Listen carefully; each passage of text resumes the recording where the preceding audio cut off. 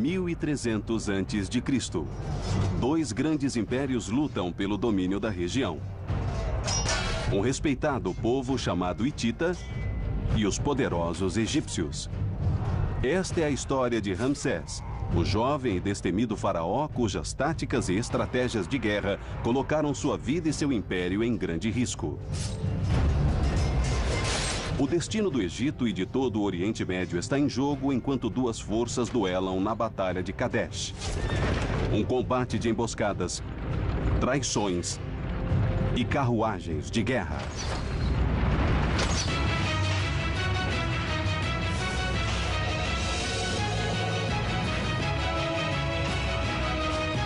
Batalhas antes de Cristo, carruagem de guerra de Ramsés. Em Kadesh, 17.000 hititas enfrentam 20.000 egípcios.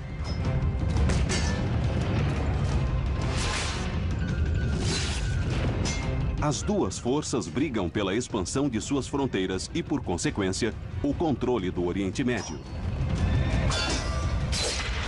A Batalha de Kadesh é um dos combates mais importantes da antiguidade. Ela representa o confronto de dois grandes impérios, o Império Hitita e o Império Egípcio, em uma importante zona de operações militares, em Kadesh, onde hoje fica a Síria. O Egito fica a nordeste da África. A terra natal dos hititas, Ati, fica a cerca de 1.500 quilômetros da atual Turquia.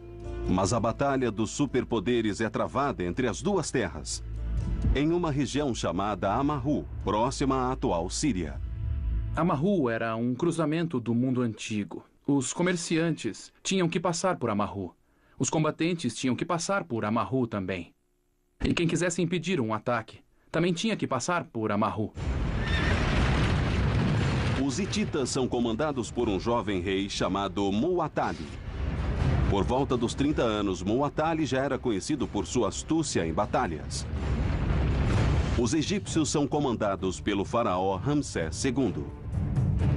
Ramsés II era filho de Sete I, um dos maiores faraós combatentes da história do Egito.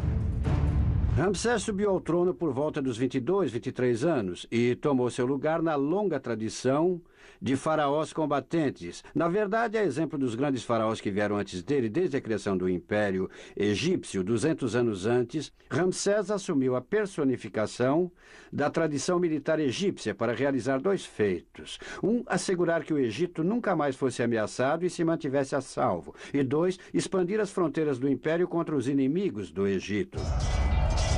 A disputa entre egípcios e hititas vinha crescendo há séculos, desde os primeiros passos dos dois impérios.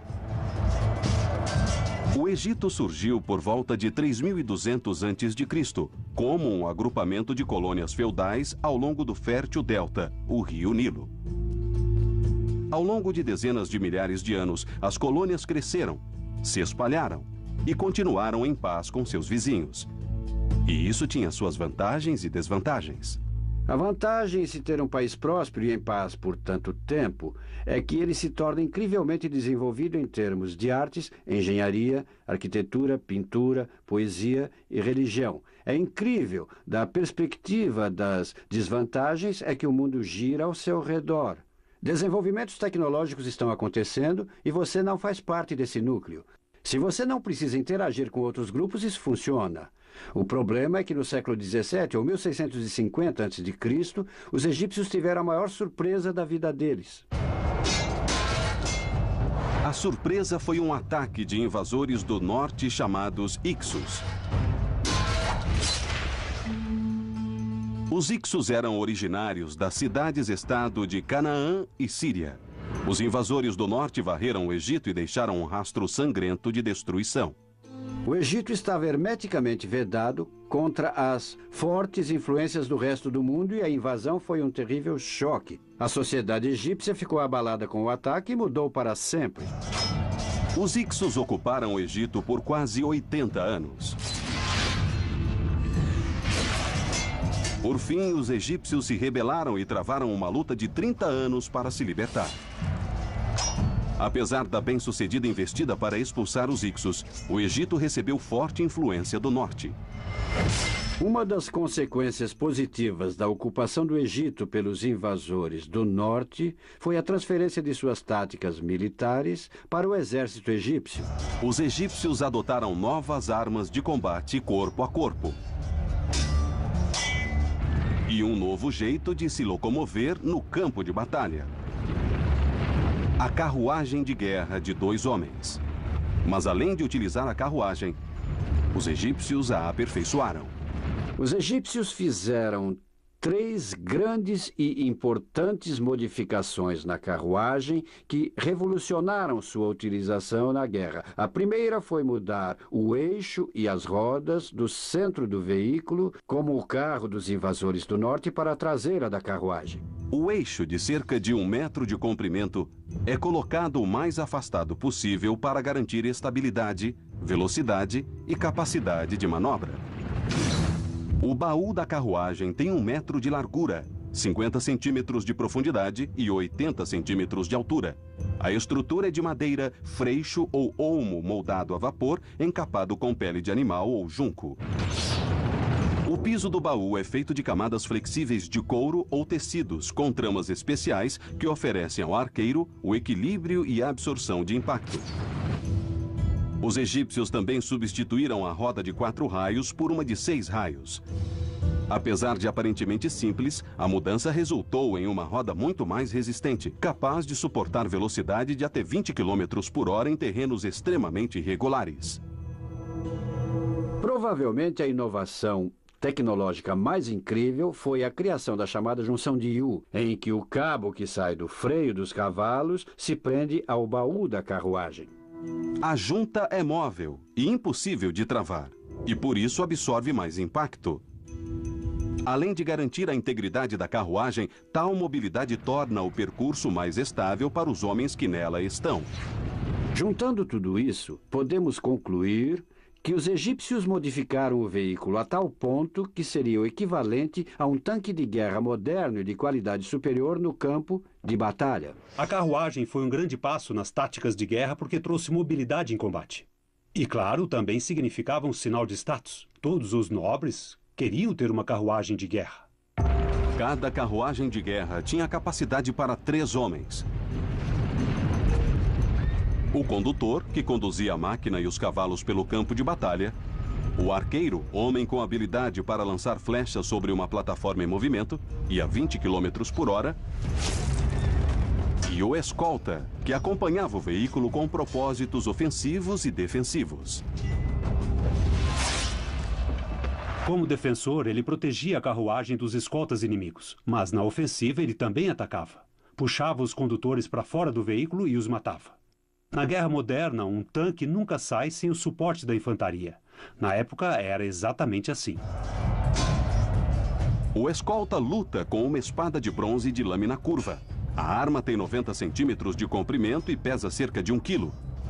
Quando manejada com força, pode decepar um braço ou uma cabeça com um único golpe.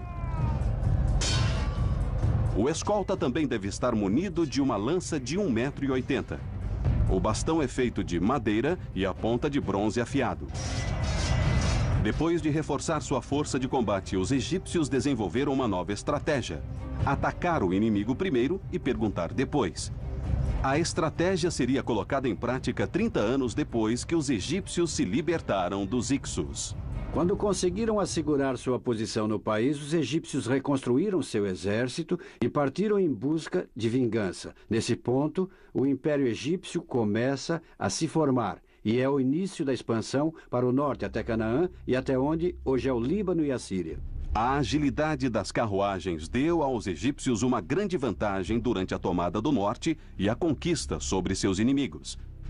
Mas enquanto tomavam a região onde hoje é a Síria, eles tiveram contato com os hititas, que também estavam expandindo o seu território. E também tinham carruagens.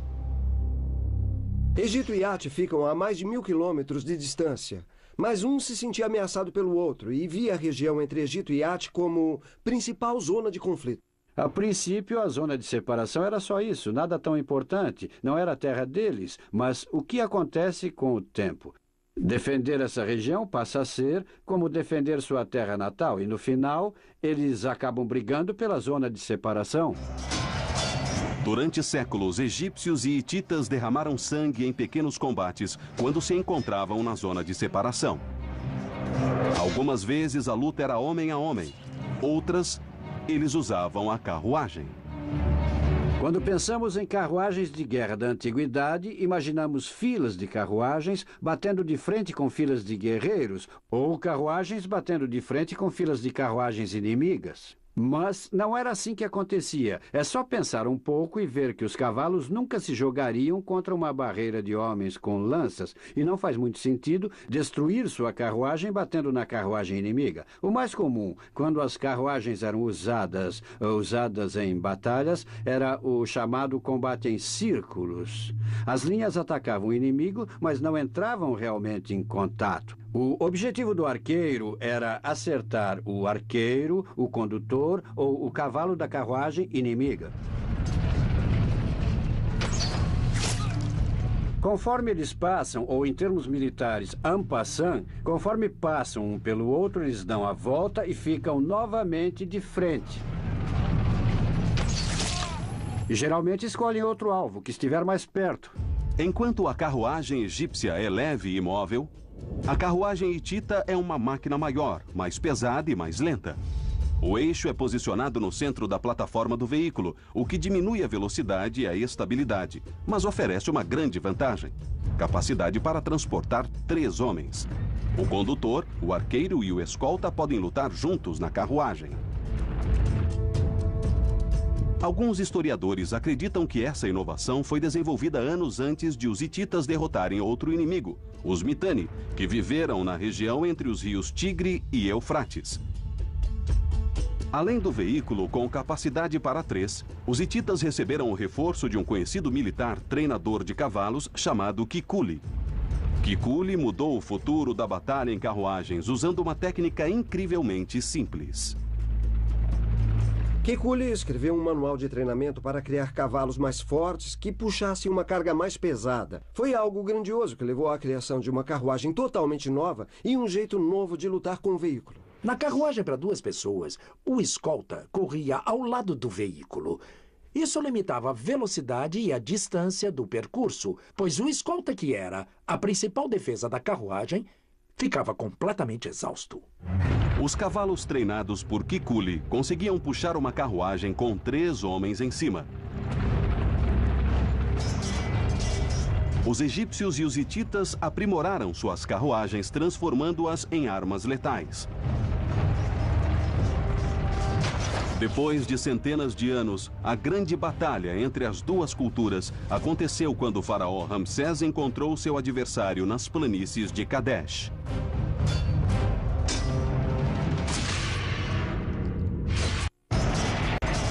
Dois exércitos, egípcios e hititas, estão em rota de colisão rumo a um dos maiores combates da antiguidade: a Batalha de Kadesh. Kadesh fica a meio caminho entre os 2 impérios, onde hoje é a Síria. Durante séculos, os egípcios e hititas travaram pequenas disputas pela região, pois ambos acreditavam na importância tática e estratégica da área. As pequenas disputas entre os 2 impérios, hititas e egípcios, aconteciam esporadicamente, de vez em quando, ao longo de 30 anos, e ninguém chegou a conclusão nenhuma. Eram disputas de fronteira, nada realmente sério. Mas, enquanto essas brigas menores eram travadas, um evento muito bizarro aconteceu dentro do Egito e que, estranhamente, deu início a uma série de reações em cadeia que, por fim, resultou no confronto dos 2 impérios, na Batalha de Kadesh. Tal reação em cadeia começou com a morte do famoso faraó Tutankhamon, em 1323 a.C. Tut morreu. E segundo a lei egípcia, sua esposa poderia escolher um novo marido. Na tradição egípcia, as mulheres eram quem tinham a linhagem real e não os homens. Ela podia casar com quem quisesse, mesmo se fosse um plebeu. O que ela fez seria considerado loucura mesmo hoje. Então, imagine naquela época. Ela escreveu uma carta para o rei dos hititas, dizendo: mande-me um de seus filhos, eu casarei com ele, e ele será faraó.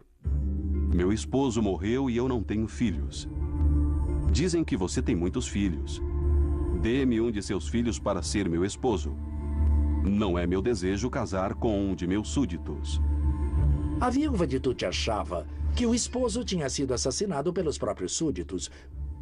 Durante muitos anos, o Egito sofreu constantes conflitos internos entre politeístas radicais, egípcios que acreditavam que a religião oficial deveria continuar adorando vários deuses, e os monoteístas, que acreditavam em apenas um deus. Foram tempos sangrentos no Egito. A guerra civil eclodiu no Egito, resultando em milhares de mortes. Alguns acreditam que o rei Tut foi uma das vítimas. Nesse ponto da história do Egito, os politeístas estavam com o poder nas mãos e eram inimigos da viúva de Tut. E qual a solução dela? Basicamente acabar com um império e transformar um hitita em faraó. Absolutamente incrível. O Oriente Médio inteiro teria sido diferente. Se tomassem o Egito e seus territórios, os hititas controlariam todas as rotas de comércio e pontos de lançamento militar do Egito à Mesopotâmia. Ciente das vantagens políticas, o rei hitita concorda em arranjar o casamento e envia ao Egito um de seus filhos mais jovens. O próximo evento foi a faísca que deu início à Batalha de Kadesh.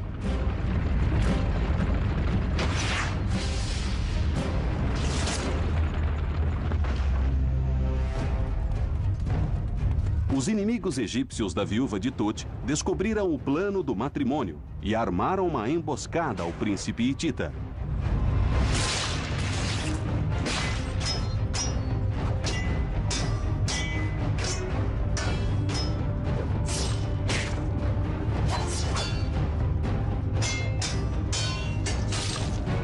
O príncipe nunca pisou em solo egípcio. Por fim, a viúva de Tut morreu. Dizem que foi assassinada. Mas a principal questão foi como os hititas reagiram à morte do príncipe. Como é de se imaginar, o rei ficou furioso. Suppiluliuma, o rei hitita, era um grande guerreiro e ficou enfurecido. Seu desejo de vingar a morte do filho o motivou a retomar a guerra contra o Egito. Mas esse não foi o único motivo.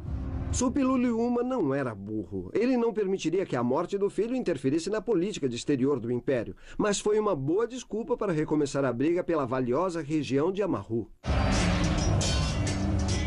Suppiluliuma liderou seu exército contra o Egito por quase uma década. Até que, por volta de 1322 a.C., o rei hitita foi morto. Não por uma espada egípcia, mas por um inimigo invisível muito mais mortal. Foi um incidente no qual as forças egípcias foram vencidas pelas tropas hititas que fizeram alguns prisioneiros e supostamente os teriam levado de volta para a terra natal deles, onde hoje é a Turquia. Tudo indica, ou ao menos existem evidências que sugerem que alguns desses prisioneiros estavam infectados com um tipo de praga e além de infectar alguns soldados do exército hitita, infectaram a região de Anatólia e parte do Oriente Médio. Como consequência, a taxa de mortalidade foi altíssima e até o rei morreu dessa doença. Depois da morte de Suppiluliuma, os combates entre egípcios e hititas diminuíram significativamente. Foi nesse período de relativa estabilidade, por volta de 1300 a.C., que o faraó Ramsés II subiu ao poder. Aos 20 anos, Ramsés era um guerreiro com reputação de insolente e arrogante. Ele sabia que para proteger o Egito, era preciso ocupar a zona de separação do norte.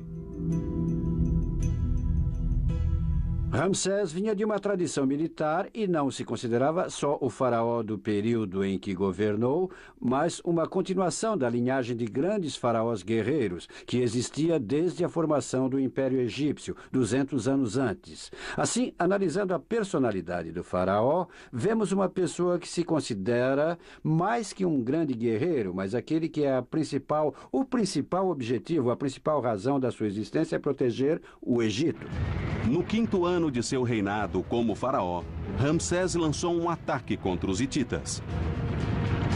O faraó liderou 24 mil soldados até a rota costeira do norte, perto de Gaza.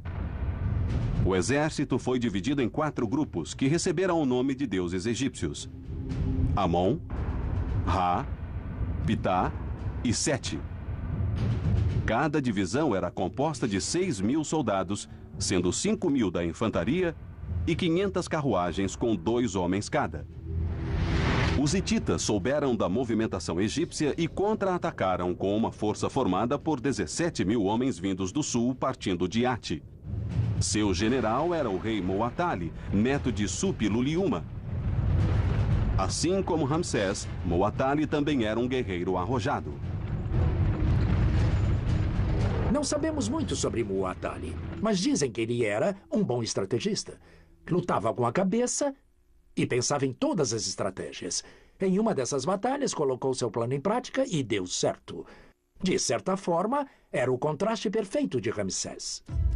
As duas forças seguiram rumo à cidade de Kadesh. Embora tomar a cidade não fosse o único propósito dos exércitos, aquele que controlasse Kadesh facilmente controlaria toda a região de Amarru. Kadesh foi construída no topo de uma colina perto da entrada do vale do rio Orontes. A cidade era cercada por um muro de contenção formado por 2 paredões paralelos de 15 metros de altura e 400 de comprimento, quase o mesmo que 4 campos de futebol. O mais importante sobre Kadesh é que o muro era revestido com pedra calcária. O muro era composto por paredões, todos revestidos com pedra calcária. Isso foi um fator muito importante durante os 200 anos em que os egípcios tentaram expulsar os sírios e os hititas para o norte. Mas o problema é que eles não conseguiam tomar a cidade. E eles não conseguiam tomar a cidade porque o ariete, a arma mais eficaz para destruir pedras, ainda não era conhecido. O ariete só chegou ao Oriente Médio no século VIII. Primeiro, Ramsés queria chegar em Kadesh sem se preocupar em atacar as muralhas de pedra. Mas quando finalmente chegou, o faraó teve a maior surpresa de sua vida. O faraó egípcio Ramsés II lidera 24 mil soldados no ataque aos hititas. Os homens estão a caminho de Amarru, uma estratégica zona de separação entre os 2 impérios. Próximo à cidade de Biblos, Ramsés divide seu exército. Ele pessoalmente lidera 3 divisões: Amon, Ra e Ptah, no rio Litani. Os 18 mil soldados se aproximam da estratégica cidade de Kadesh pelo sul. Ele envia 6 mil homens que compõem a divisão 7 para o norte, ao longo da costa. Eles vão cruzar as montanhas do Líbano e se aproximar de Kadesh a noroeste. A intenção de Ramsés é basicamente cercar a cidade dos 2 lados. O exército subiu o vale e depois se dividiu pelas laterais. E a força menos numerosa subiu pelo oeste da cidade de Kadesh. Era um plano estratégico. Foi uma grande empreitada. O exército de Ramsés percorre 25 quilômetros em formação, de 4 em 4. E cerca de 4 mil mulas e asnos são usados como transporte. Cada soldado consome 1,5 kg de pão de cereais por dia e de 5 a 6 litros de água. Em uma marcha como essa, que dura mais de um mês, cerca de 17% dos homens sofreu luxações, quebrou ossos, teve problemas de pulmão e coisas assim. É uma façanha conduzir um exército de mais de 20 mil homens por 800 quilômetros e chegar em condições de combate. Depois de uma sangrenta luta de 40 dias, Ramsés e suas 3 divisões acamparam a 15 quilômetros da cidade de Kadesh, perto da floresta de Robaui. Mas dizer que as 3 divisões de Ramsés acamparam juntas não é exatamente correto. Eles pararam ao mesmo tempo, mas eram muitos soldados, e aqueles que ficaram para trás estavam a 25 quilômetros de Ramsés. Ramsés estava acampado em Amarru e os hititas estavam em algum lugar. Seja por não ter feito nenhuma busca de reconhecimento ou não ter buscado informações, Ramsés desconhecia o paradeiro dos hititas. Perto do acampamento de Ramsés, as patrulhas egípcias capturaram 2 beduínos locais com a intenção de descobrir a localização do exército hitita. Soubemos por meio de inscrições do templo que Ramsés tinha um leão que ele levava para as campanhas. Dizem que o leão era usado, como eu posso dizer, para encorajar que cooperassem. De acordo com os beduínos, Muwatalli e os hititas estavam a 150 quilômetros ao norte de Kadesh, em Alepo. Foi quando ele viu uma oportunidade. Kadesh estava sem defesa. Posso tomá-la, posso usá-la como base logística, refazer meu exército, fazer com que todos descansem, e então pegar um trecho menor de estrada e confrontar o exército hitita. Ramsés ficou tão animado que subiu na carruagem com seu guarda-costas e partiu para a cidade de Kadesh. Mas havia um problema. Ramsés, em seu entusiasmo juvenil, foi embora e deixou seu exército a uns 25 quilômetros. A divisão Amon pegou suas coisas, mas ninguém estava em condições de lutar. Jogaram as coisas nos ombros, não tinham tempo e subiram a estrada correndo, tentando alcançar o faraó. Ramsés montou acampamento nas planícies. Despreparada, a divisão Amon não conseguiu alcançá-lo. A divisão Ra também ficou quilômetros para trás. A divisão Pitá ainda estava perto da floresta de Robaui. E a divisão 7 estava em algum lugar da costa do Mediterrâneo. Ramsés achava que ia passear no parque. Seu guarda-costas montou o acampamento. E alguns homens da divisão Amon começaram a chegar no local, mas não havia organização nenhuma. A divisão Ra estava atravessando as planícies abertas. E a Muwatalli ia cair na armadilha. 2.000 carruagens hititas surgiram nos pomares do sul da cidade. Eles entraram pelos pomares e surpreenderam a divisão Ra pela lateral. Bang!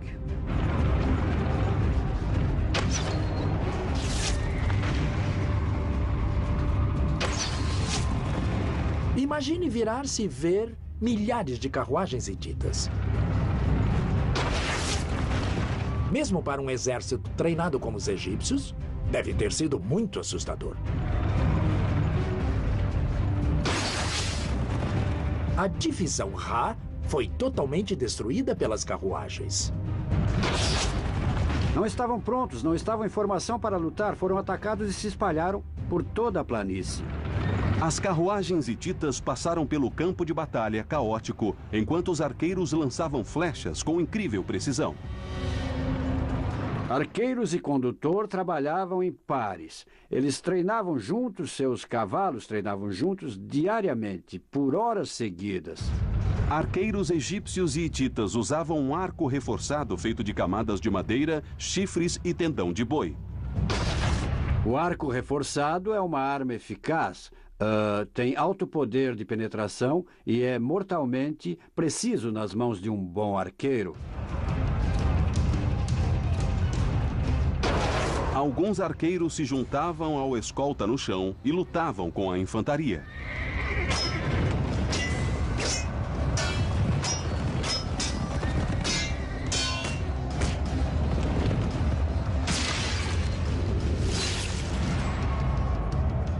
Historiadores acreditam que Muwatalli, o rei hitita, já estava dentro de Kadesh e orquestrou o ataque surpresa. A história dos beduínos seria mentira. O plano de Muwatalli foi brilhante.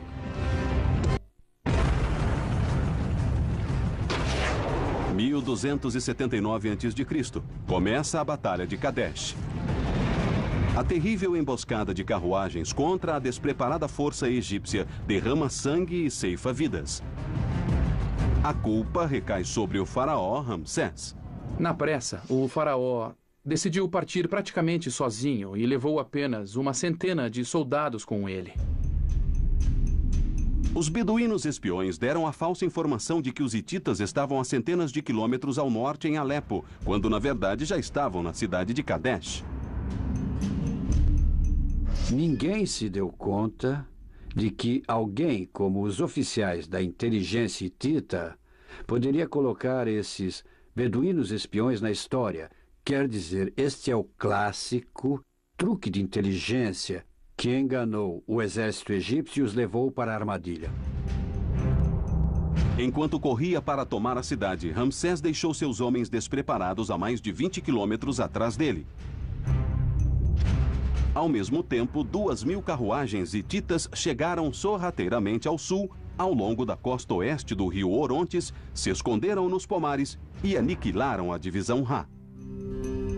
Uma das coisas que acontecem no campo de batalha, conforme a tática e a situação mudam, é que se o exército não tiver cuidado, ele permite que o sucesso operacional vença as metas de estratégia. Ele começa a mudar as metas e comete um erro básico. E nesse caso, foi exatamente o que aconteceu com Ramsés. Diante da oportunidade de tomar Kadesh de surpresa, ele não resistiu e caiu direitinho na armadilha dos hititas. Alguns historiadores acreditam que a chave para a bem-sucedida emboscada de Muwatalli foi a carruagem de 3 homens. Graças aos cavalos especialmente treinados e sua grande resistência, a carruagem hitita era capaz de levar o condutor, o arqueiro e o escolta. Assim, os 3 homens percorreram os cerca de 5 quilômetros da cidade aos pomares rapidamente, sem cansar o escolta, a maior defesa da carruagem. As carruagens não conseguiam correr tanto assim. O mundo antigo nunca havia visto uma carruagem como aquela usada em Kadesh. Acredito piamente que a carruagem de 3 homens mudou completamente o jeito de fazer guerra. E também acredito que o ataque surpresa dos hititas em Kadesh teve relação direta com esse tipo de guerra com carruagens. O ataque surpresa massacrou milhares de soldados egípcios. Em seu acampamento, Ramsés assistia à carnificina. O faraó estava a 3 quilômetros ao norte do local da emboscada. Sua única defesa era a desorganizada divisão Amon, que estava a caminho da cidade.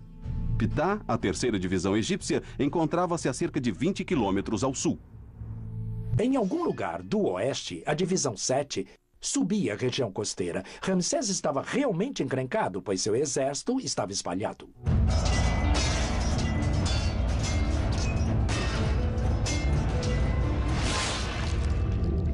Ramsés começa a ficar furioso. Seu exército está todo espalhado, tudo virou um caos. Se os hititas pegassem Ramsés, isso significaria o fim do Império Egípcio. O próximo alvo dos hititas era a frota de carruagens de Ramsés. As carruagens hititas vão pelo norte e pegam em cheio o desorganizado e desfalcado acampamento egípcio, onde a divisão Amon estava concentrada para alcançar o faraó. E bang! Eles invadem o acampamento, tomam suas carruagens e dão início a uma terrível batalha de infantaria.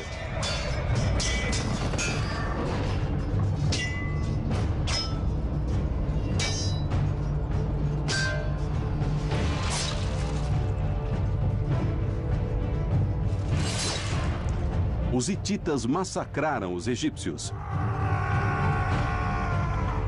Mais grave ainda, grande parte da equipe de elite de Ramsés abandonou o campo de batalha, deixando o rei sozinho no momento de maior desespero. O exército hitita avançava lentamente em direção ao campo egípcio. Mas, ao invés de continuar investindo contra o faraó, parte dos hititas começou a saquear o acampamento. Esse nem foi o maior problema. O maior problema é que não dava para ver a infantaria hitita no meio do campo de batalha, o que custou caro ao faraó. 10.000 soldados hititas e 1.000 carruagens reservas esperavam na região oeste de Kadesh. Ter 10.000 soldados e não utilizá-los não faria muito sentido. Muwatalli estava com Ramsés nas mãos e aproveitou a infantaria para o golpe final. Mas Muwatalli não utilizou a infantaria. Apesar da pausa do ataque inimigo, a situação de Ramsés continuava difícil. Sua única escolha era tomar as rédeas do destino da batalha. Ramsés não era um guerreiro esporádico, um príncipe mimado. Ele jogou seu exército em uma armadilha e estava pronto para liderar os soldados que ainda restavam. Então ele e alguns soldados da infantaria e a parte sobrevivente da divisão Amon marcharam rumo à batalha. Dizem que ele era um brigão ou coisa assim, mas ele era um ótimo soldado. Ele reuniu as carruagens restantes ao seu redor, reuniu a divisão Amon e, literalmente, tomou a frente da marcha pela região nordeste, que provavelmente era mais vulnerável, e a atacou.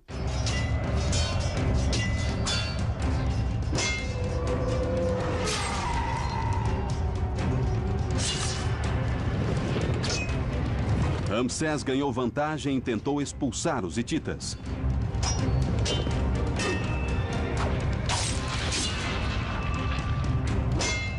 Mas seu exército está disperso demais para causar um impacto significante.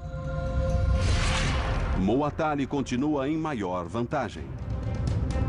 Caso utilize seus 10.000 homens reservas, ele pode vencer a batalha. Agora é a hora. Pegue-o pelo nariz, dê-lhe uma boa surra. Agora é a hora de Muwatalli utilizar a infantaria. Muwatalli estava prestes a tomar uma das maiores decisões de sua vida. Uma decisão que pode determinar o rumo da história. A luta entre egípcios e hititas chegou ao ponto mais crítico da batalha.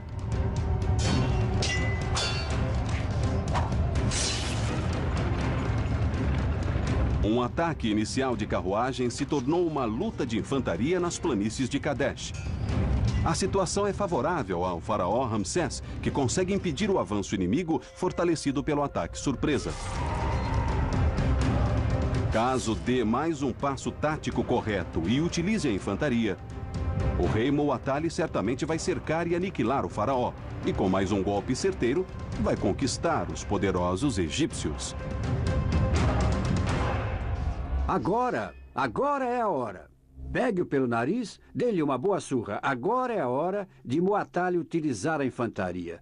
Se ele conduzisse o exército pelo flanco nordeste, os soldados se espalhariam com mais facilidade. As carruagens chegariam pelo sul, a infantaria pelo norte, pegaria o comandante inimigo e seria o fim. Mas ele não fez isso. Ele não fez nada. Assim, o exército hitita emperrou e, basicamente, ficou parado no acampamento, travando uma batalha de infantaria. Desperdiçaram a vantagem de ataque e mobilidade. E a infantaria ficou empacada em campo. O rei tinha uma poderosa infantaria e não a utilizou. As razões que levaram Muwatalli a não utilizar sua infantaria reserva ainda são um mistério para os estudiosos. Mas Ramsés continuava com problemas. Embora presos em uma batalha de infantaria, os hititas lutavam furiosamente.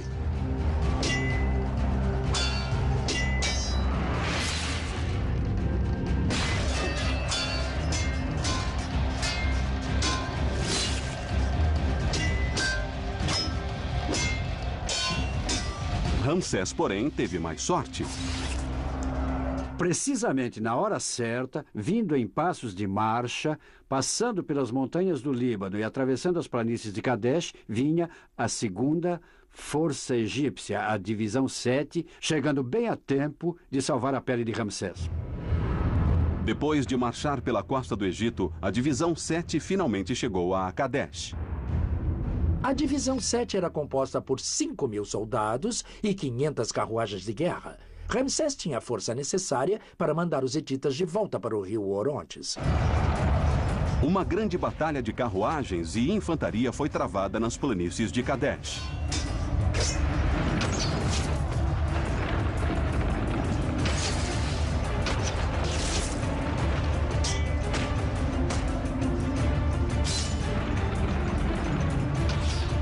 Com o campo abarrotado de soldados, as carruagens egípcias, que eram mais fáceis de manobrar, passaram com facilidade e abateram as melhores carruagens hititas.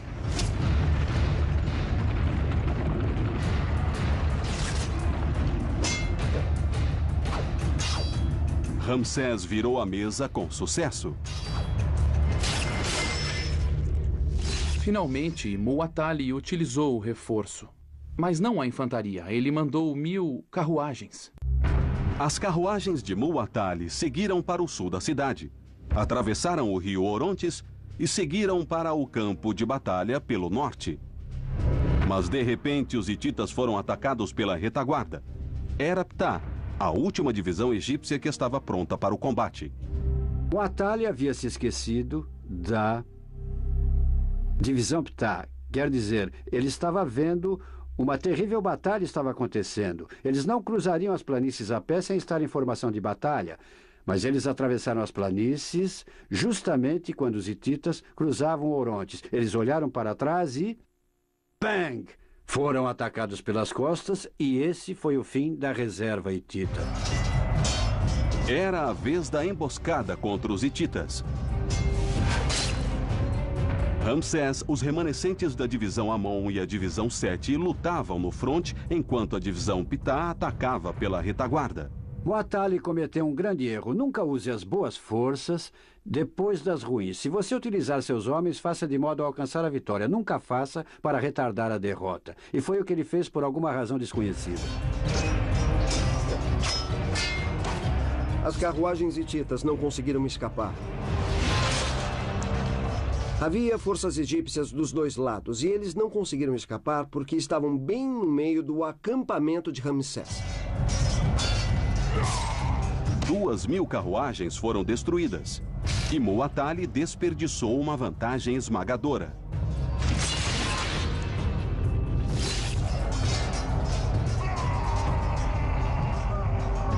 Mas apesar da habilidade de Ramsés de virar o jogo, os egípcios sofreram uma enorme perda.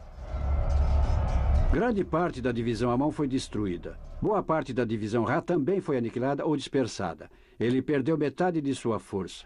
E um bom número de soldados de pelo menos 2 divisões de carruagens, milhares de máquinas. No final, acabou sendo um péssimo dia para os dois lados. O sol se põe no campo de batalha. Há homens e cavalos mortos e são ouvidos muitos gritos. Os hititas bateram em retirada para uma base perto de Kadesh. Os egípcios não se preocuparam em persegui-los. Pela manhã, Muatali mandou uma mensagem para Ramsés dizendo que não houve vencedores. Vamos fazer uma pausa, voltaremos a lutar um outro dia. E Ramsés aceitou. Ele não tinha escolha, não tinha esperança de sair do norte de Kadesh. Mas isso não impediu Ramsés de reivindicar que era o vitorioso. O faraó manda gravar figuras da vitória da Batalha de Kadesh em monumentos por todo o Egito. Ramsés se gaba da Batalha de Kadesh como uma grande vitória pessoal e, é claro, existem inúmeras fontes de registros arqueológicos indicando que isso é um exagero. Mas se considerarmos que ele conseguiu se salvar e salvar seu exército quando caminhava para a total aniquilação, a sua versão dos fatos não deixa de fazer sentido. Antes de voltar para o Egito, Ramsés resolveu um último negócio pendente. Ramsés encontrou os comandantes das unidades que abandonaram o campo durante a batalha. Os obrigou a se ajoelhar com as mãos amarradas nas costas e pessoalmente decapitou os filhos dos homens mais nobres do Egito.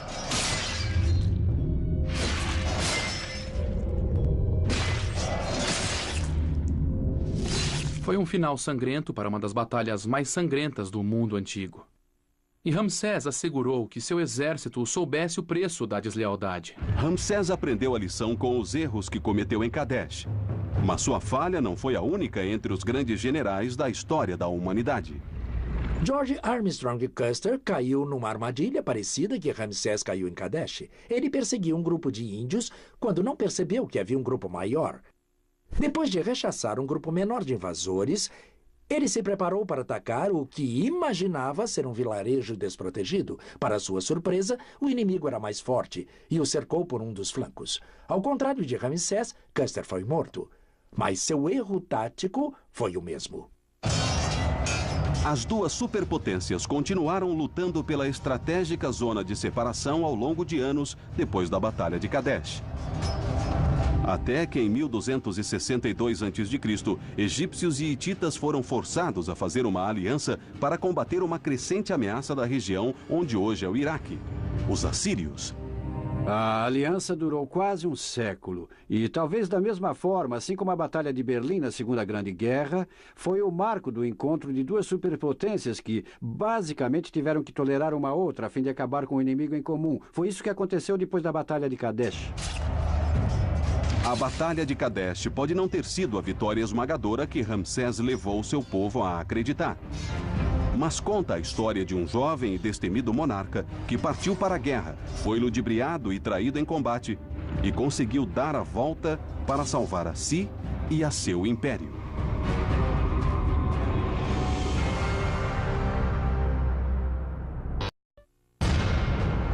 1300 a.C. Dois grandes impérios lutam pelo domínio da região.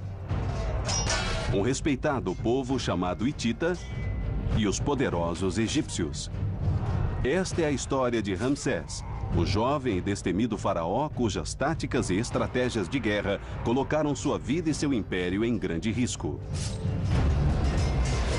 O destino do Egito e de todo o Oriente Médio está em jogo enquanto duas forças duelam na Batalha de Kadesh. Um combate de emboscadas, traições e carruagens de guerra.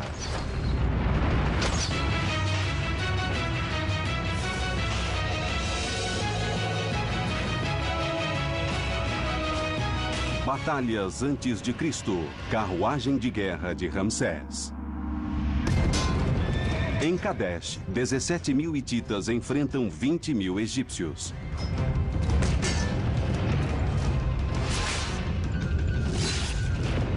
As duas forças brigam pela expansão de suas fronteiras e, por consequência, o controle do Oriente Médio. A Batalha de Kadesh é um dos combates mais importantes da antiguidade. Ela representa o confronto. A surpresa foi um ataque de invasores do norte chamados Ixos. Os Ixos eram originários das cidades-estado de Canaã e Síria. Os invasores do norte varreram o Egito e deixaram um rastro sangrento de destruição. O Egito estava hermeticamente vedado contra as fortes influências do resto do mundo e a invasão foi um terrível choque. A sociedade egípcia ficou abalada com o ataque e mudou para sempre. Os Ixos ocuparam o Egito por quase 80 anos. Por fim, os egípcios se rebelaram e travaram uma luta de 30 anos para se libertar. Apesar da bem-sucedida investida para expulsar os Ixos, o Egito recebeu forte influência do norte. Uma das consequências positivas da ocupação do Egito pelos invasores do norte foi a transferência de suas táticas militares para o exército egípcio. Os egípcios adotaram novas armas de combate corpo a corpo. E um novo jeito de se locomover no campo de batalha. A carruagem de guerra de dois homens. Mas além de utilizar a carruagem, os egípcios a aperfeiçoaram. Os egípcios fizeram 3 grandes e importantes modificações na carruagem que revolucionaram sua utilização na guerra. A primeira foi mudar o eixo e as rodas do centro do veículo, como o carro dos invasores do norte, para a traseira da carruagem. O eixo, de cerca de 1 metro de comprimento, é colocado o mais afastado possível para garantir estabilidade, velocidade e capacidade de manobra. O baú da carruagem tem 1 metro de largura, 50 centímetros de profundidade e 80 centímetros de altura. A estrutura é de madeira, freixo ou olmo moldado a vapor, encapado com pele de animal ou junco. O piso do baú é feito de camadas flexíveis de couro ou tecidos, com tramas especiais que oferecem ao arqueiro o equilíbrio e a absorção de impacto. Os egípcios também substituíram a roda de 4 raios por uma de 6 raios.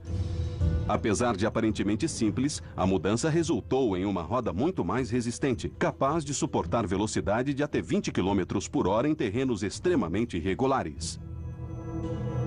Provavelmente a inovação tecnológica mais incrível foi a criação da chamada junção de 2 grandes impérios, o Império Hitita e o Império Egípcio, em uma importante zona de operações militares, em Kadesh, onde hoje fica a Síria. O Egito fica a nordeste da África. A terra natal dos hititas, Ati, fica a cerca de 1.500 quilômetros da atual Turquia. Mas a batalha dos superpoderes é travada entre as duas terras, em uma região chamada Amarru, próxima à atual Síria. Amarru era um cruzamento do mundo antigo. Os comerciantes tinham que passar por Amarru. Os combatentes tinham que passar por Amarru também. E quem quisesse impedir um ataque também tinha que passar por Amarru. Os hititas são comandados por um jovem rei chamado Muwatalli. Por volta dos 30 anos, Muwatalli já era conhecido por sua astúcia em batalhas. Os egípcios são comandados pelo faraó Ramsés II. Ramsés II era filho de Sete I, um dos maiores faraós combatentes da história do Egito. Ramsés subiu ao trono por volta dos 22, 23 anos e tomou seu lugar na longa tradição de faraós combatentes. Na verdade, é exemplo dos grandes faraós que vieram antes dele, desde a criação do Império Egípcio, 200 anos antes. Ramsés assumiu a personificação da tradição militar egípcia para realizar dois feitos. Um, assegurar que o Egito nunca mais fosse ameaçado e se mantivesse a salvo. E dois, expandir as fronteiras do Império contra os inimigos do Egito. A disputa entre egípcios e hititas vinha crescendo há séculos, desde os primeiros passos dos dois impérios. O Egito surgiu por volta de 3.200 a.C., como um agrupamento de colônias feudais ao longo do fértil delta, o rio Nilo. Ao longo de dezenas de milhares de anos, as colônias cresceram, se espalharam e continuaram em paz com seus vizinhos. E isso tinha suas vantagens e desvantagens. A vantagem em se ter um país próspero e em paz por tanto tempo é que ele se torna incrivelmente desenvolvido em termos de artes, engenharia, arquitetura, pintura, poesia e religião. É incrível. Da perspectiva das desvantagens é que o mundo gira ao seu redor. Desenvolvimentos tecnológicos estão acontecendo e você não faz parte desse núcleo. Se você não precisa interagir com outros grupos, isso funciona. O problema é que no século XVII, ou 1650 a.C., os egípcios tiveram a maior surpresa da vida deles.